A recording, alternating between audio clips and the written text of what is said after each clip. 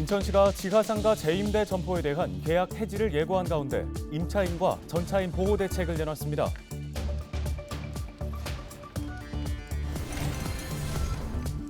영하의 날씨가 계속되면서 한랭 질환 걱정이 늘고 있습니다. 연말 모임 등 바깥 약속들이 많아지는 가운데 따뜻한 옷차림에 더욱더 신경 써야겠습니다.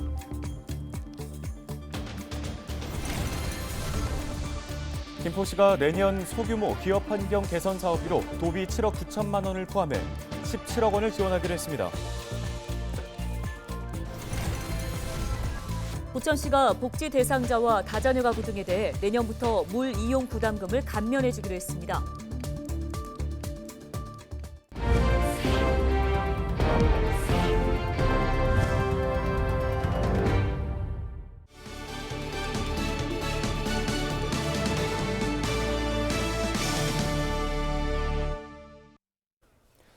시청자 여러분 안녕하십니까? 헬로티비 뉴스입니다. 첫 소식입니다. 인천 지하상가 점포 재임대를 두고 대법원의 불법 판결이 나오면서 지하상가 상인들은 물론 인천시도 고민이 깊어지고 있습니다. 네, 최근에 유정복 인천시장이 지하상가 정상화를 위한 법적 근거를 마련해 적극적으로 지원하겠다고 밝혔는데요. 자세한 소식을 송효창 기자가 전해드립니다. 인천의 한 지하상가. 대법원 판결 이후 문 닫은 곳이 많아졌습니다. 대부분 재임대한 점포들입니다. 지난 11월 인천시는 지하상가 점포를 빌린 뒤 다른 상인에게 재임대하던 임차인들에 대해 행정처분을 예고했습니다. 현행법상 지하상가 점포는 인천시의 재산입니다. 이 재산을 임차한 뒤 다른 상인에게 재임대한 것은 불법입니다. 하지만 1990년대부터 점포 재임대는 관행처럼 이루어졌습니다. 인천시 역시 상인들이 지하상가 리모델링 비용을 부담하는 대신 불법을 묵인해왔습니다. 결국 시도 일정 책임이 있고 재임대 상인들도 소상공인이라는 점 등을 감안해 점포 재임대 유예기간을 연장해줬습니다. 하지만 지난 10월 점포 재임대 허용기간을 2025년 1월까지 연장한 시의 조례가 무효하다는 대법원 판단이 나오면서 행정처분이 불가피해졌습니다. 이에 따라 인천시는 재임대 점포에 대한 계약 해지를 진행할 방침인 가운데 상인들의 반발과 지하상가 정상화를 고려해 지하상가 임전차인 보호 대책을 함께 내놓았습니다. 행정안전부와 사전협의를 통해 법적 범위 내에서 대안을 제시한 것입니다. 우선 상가 임차인이 권리를 포기하는 경우 수의계약으로 상가를 재임대한 전차인이 해당 점포를 사용할 수 있게 했습니다. 또 임대차 계약을 하지 못한 전차인에게는 시가 보유하고 있는 잔여 점포를 지명경쟁 방법으로 사용할 수 있게 했습니다. 전차인이 수의계약이나 지명경쟁 계약으로 사용 허가를 받은 경우에는 사용기간을 5년으로 하되 1회 연장이 가능해 최대 10년까지 보장해주기로 했습니다. 다만 그 기간은 관리 수탁자의 잔여 기간을 넘지 못하며 지난 2월 14일까지 관리 수탁자로부터 승인받은 전차인이 대상입니다. 인천시는 임차인과 전차인이 상가 운영 여부를 판단할 수 있게 조례 개정 기간을 고려해 2023년 6월 30일까지 숙려 기간을 운영하기로 했습니다. 내년 7월 1일부터 전대를 유지하는 경우 사용 허가 취소와 계약 해지 등 행정 절차를 개시할 계획입니다. 유정복 시장 취임 이후 인천시가 행안부와 협의해 지하상가 임전차인 보호 대책을 마련한 가운데 지하상가 재임대 사태가 일단락될 수 있을지 관심이 모아지고 있습니다. 헬로티비 뉴스 송혜창입니다. 인천시가 폐기물 처리 소각시설이 들어서는 지역에 인센티브를 확대하기로 했습니다. 현재 인천 지역에는 송도와 청라 등 두 곳에 폐기물 처리 소각시설인 자원순환센터를 운영하고 있는데요. 소각 용량이 부족해 새롭게 3곳을 설치하고 기존 시설은 증량해야 하는 상황입니다. 문제는 인식 문제 등으로 인해 설립이나 증량이 어렵다는 건데요. 인천시는 앞으로 주민지원기금을 조성해 시설은 지하화, 첨단화하고 지상부에는 주민들이 원하는 스포츠와 레저, 문화시설이나 대형 쇼핑몰 등을 조성하기로 했습니다. 특히 센터가 들어서는 지역에 지원할 수 있는 폐기물 반입 수수료 가산금을 인상하는 방안 등을 환경부에 건의하고 인천시 일반 회계를 인센티브 확대로 활용하는 방안 등도 검토하고 있습니다. 전국 아파트 매매 가격이 9년 만에 하락세로 전환한 가운데 인천 지역이 가장 크게 하락한 것으로 나타났습니다. 부동산 R114 자료를 보면 전국 아파트 매매 가격이 지난해보다 1.72% 하락했는데요. 지역별로는 인천이 5.34% 떨어지면서 전국에서 가장 큰 하락폭을 보였습니다. 실제로 인천은 지난해 34.52% 올라 전국에서 상승폭도 가장 컸습니다. 하지만 대규모 아파트 공급이 이루어지고 전국적인 부동산 하락세가 시작되면서 가장 큰 조정폭을 보였습니다. 전세 가격 역시 재계약이 늘고 대출 부담으로 월세 선호 현상이 이어지면서 2.79% 떨어졌습니다. 다음 소식입니다. 요즘 날씨가 너무 춥습니다. 눈 내리고 난 뒤에 날씨가 더 추워지면서 주변에 감기 걸린 분들도 많이 보이는데요. 네, 거리두기가 해제되고 연말 술자리 약속 많으실 텐데요. 저체온증에 각별히 주의하셔야겠습니다. 겨울철 한랭 질환 중 저체온증 환자 비율이 높습니다. 김소영 기자입니다. 연일 계속되는 영하의 날씨에 한랭 질환 환자가 늘고 있습니다. 한랭 질환이란 추위가 직접 원인이 되어 인체에 피해를 입힐 수 있는 질환인데 대표적으로 저체온증과 동상 등이 있습니다. 지난 겨울 한랭 질환자는 직전의 겨울보다 많았습니다. 지난 2021년 12월부터 2022년 2월까지 한랭 질환 응급실 감시 체계로 신고된 환자는 모두 300명으로 그중 9명이 숨졌습니다. 전년도 같은 기간보다 한랭 질환자는 31% 감소했고 숨진 사람은 29%로 더 많았습니다. 300명 가운데 남자는 71%, 여자는 29%로 남자가 더 많았고 65세 이상 고령층이 가장 큰 비중을 차지했습니다. 발생 장소는 길가, 주거지 주변, 산 등과 같은 실외 활동 중 발생이 81%, 실내나 집에서도 12.3% 발생했습니다. 질환별로는 저체온증이 전체 환자의 78%로 가장 많았습니다. 발생 시간은 기온이 낮아지는 새벽 시간대에 전체 환자의 42%가 집중됐습니다. 또 한랭 질환자 중 22%는 내원 당시 음주 상태였고 한랭 질환 사망자 9명의 사이는 모두 저체온증으로 추정됐습니다. 전문가들은 외출 전 체감 온도를 확인하고 장갑, 목도리, 모자, 마스크 등 방한용품을 사용하는 것이 중요하다고 말합니다. 가벼운 실내 운동이나 적절한 수분 섭취, 그리고 고른 영양분을 가진 식사를 하는 것이 좋습니다.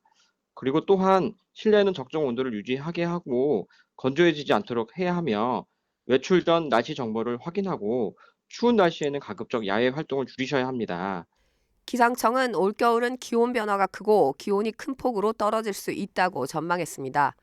만성질환자나 노약자는 저체온증에 특히 취약할 수 있어 각별한 주의가 필요합니다. 헬로티비 뉴스 김소영입니다. 김포시가 2년 연속 도내에서 중소기업 환경개선 사업비를 가장 많이 확보한 지자체에 이름을 올렸습니다. 김포시는 내년 소규모 기업 환경 개선 사업비로 도비 7억 9천만 원, 시비 9억 6천만 원을 확보했는데요. 이번 사업비는 경기도 시군 가운데 가장 많은 금액을 확보한 것으로 경기도 총 사업비인 130억 원의 13%에 달합니다. 시는 내년 환경 개선비를 지원받을 업체를 선정해 오는 1월 공지할 예정입니다. 부천시가 복지 대상자와 다자녀 가구 등에 대해 내년부터 물 이용 부담금의 감면 혜택을 시행하기로 결정했습니다. 이에 따라 내년 1월 고지분부터 수급자 등 복지 감면 대상자는 격월로 물 이용 부담금 1,700원을, 다자녀 가구는 10%를 추가로 면제받습니다. 물 이용 부담금은 상수원 지역의 주민 지원 사업과 수질 개선 사업 촉진을 위한 부담금으로 1톤당 170원입니다.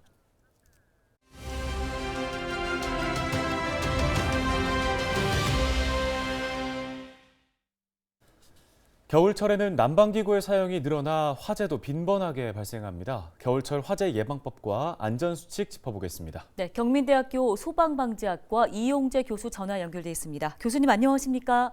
네, 안녕하십니까? 예, 겨울철 화재 대부분이 난방기구로 인해서 일어난다고 들었습니다. 먼저 화재 사고 유형부터 살펴주실까요? 예, 일단 가정에서 있을 수 있는 게요. 주방에 그 가스레인지 관련된 게 하나가 있고요. 그다음에 이제 특히 LPG 쓰는 경우는 더더욱 그런데 보일러실 문제예요. 그다음에 전기담요라든지 그 온풍기라고 보통 하는 거 있죠. 선풍기 모양으로 생긴 거, 그 온열기 같은 거. 그다음에 이제 특히 연말 같은 경우는 그 촛불을 야간에 켜놓는 경우가 종종 있어요. 요런 부분. 그다음에 끝으로 그 가정에 뭐 다 콘센트가 있죠. 그 콘센트에 그 접속이 불량하거나 또는 그 전선 같은데 피복이 벗겨진 게 있거나 이런 거로 인해서 이제 스파크가 튀어서 화재가 나는 경우가 종종 있습니다. 그래서 크게 보면 이런 부분만 좀 특히 좀 조심하시면 될 것 같습니다. 네, 그럼 이제 겨울에 난방기구 사용할 때 꼭 지켜야 할 안전 수칙을 몇 가지 짚어주시죠. 예. 우선은 이제 가스를 다 쓰고 있는데요. 어느 가정이나 어느 집이나 할 거 없이. 그래서 특히 겨울철에 이제 날이 춥다 보니까 보일러실 같은 데 문을 꽁꽁 닫아 두시는 경우가 흔히 있어요. 그렇지만 에너지 절약도 중요하지만 조금 한 뭐 5cm 뭐 이 정도 내외로 창문을 열어둬서 만약에 그 가스가 노출됐을 경우에도 다 날아가거나 이러면 이제 위험이 없어지거든요. 그래서 그 보일러실 같은 경우에 환기를 위해서 창문을 좀 열어두십사라고 하는 부분. 그다음에 그 아예 출입문에다가 가스 점검 이렇게 포스트잇 같은 걸로다 좀 붙여두시는 것도 외출을 할 때요. 다시 한번 확인해 볼 수 있는 좋은 방법이 되겠고요. 특히 그 전기 담요라든지 온풍기 같은 거는 외출 시에는 반드시 꺼두시는 게 중요하겠고요. 특히 연말 같은 경우는 이제 촛불 같은 경우도 수면 시에는 반드시 꺼서 그것이 이제 넘어지거나 또는 불로 확산될 수 있기 때문에 수면 시에는 촛불을 꼭 좀 꺼두시는 그런 요령, 그런 원칙을 좀 지켜주시면 될 것 같습니다. 네, 교수님 끝으로 실내에서 만일 화재가 발생했을 때 어떻게 대처하면 되는지 알려주실까요?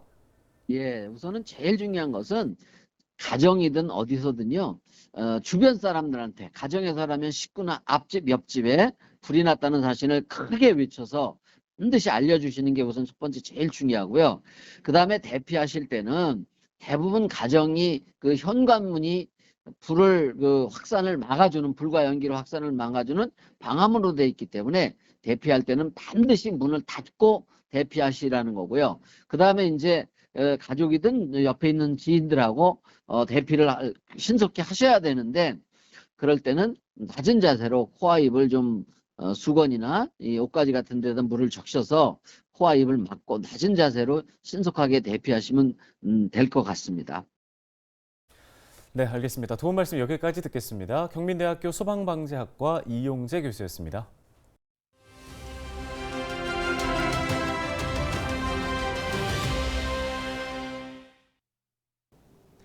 가족과 친구, 직장 동료와 한 해를 마무리하고 새해 소망을 비는 모임을 송년회라고 합니다.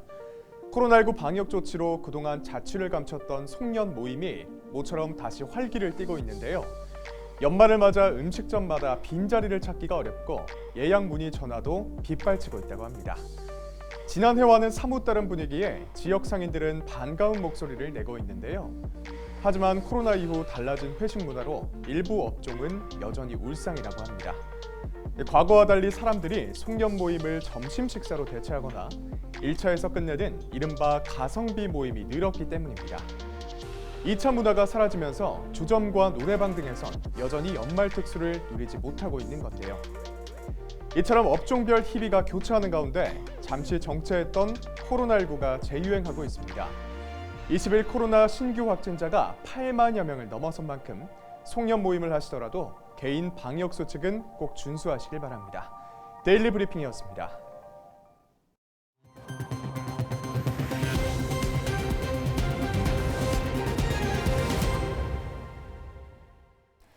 부평구가 내년부터 5년 동안 이어지는 여성 친화도시 자격을 다시 얻었습니다. 구가 여성가족부로부터 여성 친화도시로 선정된 건 지난 2012년부터인데요. 2017년에 이어 이번이 세 번째입니다. 부평구는 앞서 두 차례 지정을 통해 여성이 편안한 발걸음 500보와 초보 부모를 위한 육아 코칭 서비스 사업 등을 추진했습니다.